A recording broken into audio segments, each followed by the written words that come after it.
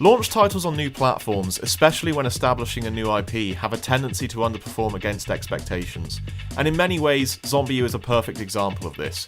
But while the controls may be a little clunky, and the graphics even more so, the core mechanics and design of Zombil show great promise for its future as a franchise, and it has reaffirmed that in Ubisoft, there is a publisher out there willing to make a true, affecting survival horror experience without pandering to the action-oriented market. Stealth games have always suffered from harsh criticism of their mechanics. For one reason or another, there's always something holding the player back from a perfect stealth experience.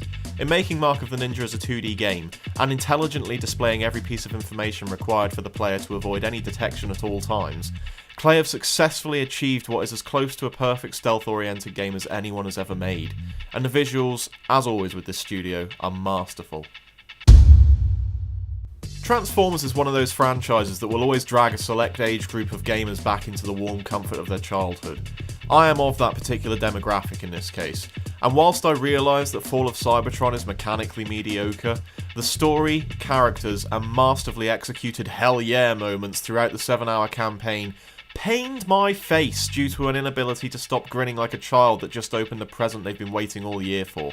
The last 20 minutes alone were worth the price of admission for me, and ending on that song, well, you can tell that High Moon have as much regard for this franchise as I do.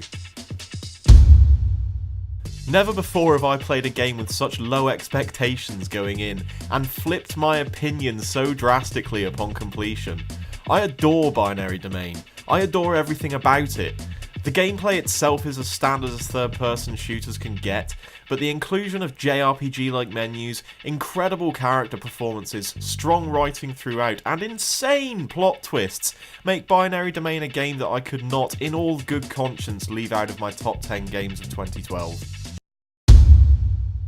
When I first heard that Dishonored was a game about a supernatural assassin, being developed by key figures behind the ever-compared-to Deus Ex, I was giddy with anticipation. What I found when I finally played it was a game that let you play at your own pace, using smartly designed quest hubs and abilities that were not restricted at all from beginning to end. On top of this, Dishonored accomplished something that no other game this year did. It gave me a fleshed out world to inhabit that I grew to love everything about, and hiring the guy behind Half-Life 2's art design gave it a true distinction that I give the utmost credit for. I can't even remember the last time a game came out in December and suddenly forced people to rethink their Game of the Year lists, but I'll be damned if Far Cry 3 didn't pull it off this year.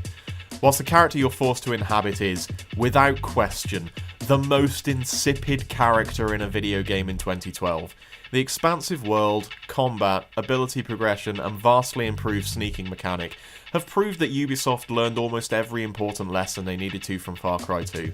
Now, if they could just hire some decent writers, Far Cry 4 should be incredible. But despite the narrative issues here, Far Cry 3 still deserves its top 5 spot on my list. Say what you like about the ending, but it gave me closure to a story that I had invested myself wholeheartedly into. But even when I ignore the last 20 minutes of the game, Mass Effect 3 accomplished story highs and character moments that left me affected on a deeply emotional level. Anytime I listen to its incredible musical score, I have flashbacks to bittersweet memories of friends I made, got to know, and ultimately sacrificed myself to protect. And, at the end, I didn't regret a single choice I had made. I never really got the first Borderlands. I played it once, played with some friends, and mostly found it to be fun, but it never pulled me back in for more loot like its developers insisted it would. I don't know if it's Anthony Birch's signature writing, the improved character performances, the sheer scale of the game, or the updated combat mechanics, but whatever it is, Borderlands 2 has had me hooked since I first opened it. I'm still playing it regularly today, and I imagine I will be going into next year. It is unquestionably the experience that Gearbox promised me it would be this time, and I can't get enough of that crazy loot. You all knew this one was coming. The only real question was where it would be on my list. Well, here you go, number 2. In terms of writing, The Walking Dead is unsurpassed. It is the epitome of video game narrative, and Sean Vanneman and Gary Whitta, along with the other writers involved, should be rightfully proud of what they've accomplished. This game took me from genuine heartbreak to heartbreak, unrelenting in its desire to tear my fragile emotions apart. And when it was over, after I ran downstairs to my girlfriend to give her a lengthy, silent hug, I realised that what I had just experienced was not just a great story, but a challenge to all other video game writers to aim this high. I'm looking at you, Far Cry team. I called this result the second I heard this game was being made. I liked the original XCOM. I adore Firaxis' games. There was no possible way this game was going to be anything other than amazing.